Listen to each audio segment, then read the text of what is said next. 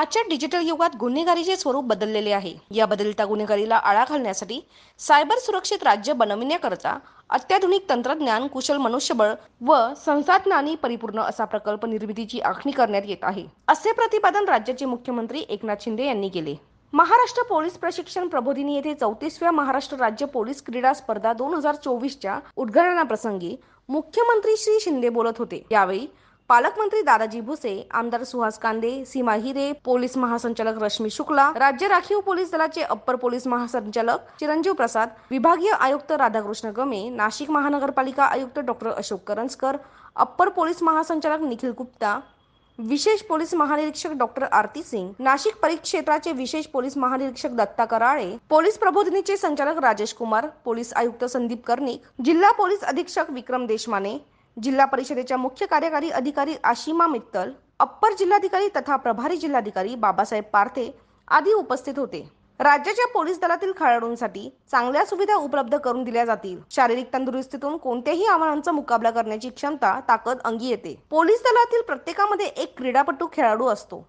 या खेळाडूंना या पोलीस क्रीडा स्पर्धाच्या निमित्ताने चांगले मैदान मिळत असून हे मैदान जितकं गाजवलं तितकीच त्याची प्रतिमा चांगली सामान्य नागरिकांमध्ये होणार आहे. या स्पर्धेच्या माध्यमातून राज्य व देशामध्ये उत्तम असे क्रीडापटू मिळतील. या अपेक्षेसह सर्वांनी देशाचं आणि पर्यायाने आपल्या राज्याचं नाव राष्ट्रीय, आंतरराष्ट्रीय स्तरावर उंचवण्यासाठी योगदान द्यावे, अशा शुभेच्छा देखील मुख्यमंत्री एकनाथ शिंदे यांनी दिल्या. हे पोलिसांचं कर्तव्य आणि पोलिसांचं ब्रीदवाक्य आहे. रक्षण आणि निर्दलनासाठी कायद्याचं पाठबळ आवश्यक आहे, ही वस्तुस्थिती आहेच. परंतु ज्यांनी कायद्याचा वापर प्रभावीपणे करायचा आहे त्यांच्याकडे शारीरिक बळ, चपळाई, बुद्धिकौशल्य आणि जिद्द ही देखील महत्त्वाची असते. हे बळ आणि जिद्द आणि कौशल्य निर्माण करण्यासाठी अशा क्रीडा स्पर्धांचा नक्कीच उपयोग होत असतो. कारण पोलीस विभागामध्ये अधिकारी आहेत, कर्मचारी आहेत, त्यांच्यामध्ये खूप चांगलं टॅलेंट आहे, जिद्द आहे, सगळ्या बाबी आहेत. पण मग त्यांना प्लॅटफॉर्म पाहिजे आणि म्हणून अशा क्रीडा स्पर्धांच्या माध्यमातून त्यांच्यामध्ये असलेले कला, गुण, कौशल्य याला चालना मिळते आणि खऱ्या अर्थाने ते अधिक प्रभावीपणे कामगिरी करतात, आपल्या राज्याचं आणि देशाचं नाव लौकिक वाढवतात.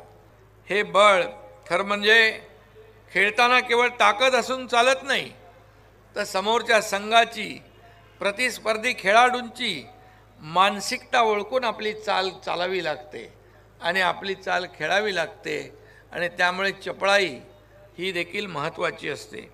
सांघिक क्रीडा प्रकारात hockey, football, volleyball, basketball, handball, kabaddi, kho kho तर कुस्ती, athletic, boxing, weightlifting, swimming, judo, cross country, taekwondo, wushu, shooting, power lifting, body building, वरिष्ठ अधिकारी शूटिंग, 5 किलोमीटर चालणे इत्यादी वैयक्तिक क्रीडा प्रकारांचा समावेश आहे. या स्पर्धेत 2444 पुरुष तर 888 महिला सहभागी झाल्या आहेत. यावेळी क्रीडा जोश प्रज्वलित करून क्रीडा स्पर्धेचे उद्घाटन झाल्याचे मुख्यमंत्री श्री शिंदे यांनी जाहीर केले. या कार्यक्रमाचे प्रास्ताविक पोलीस महासंचालक रश्मी शुक्ला यांनी केले.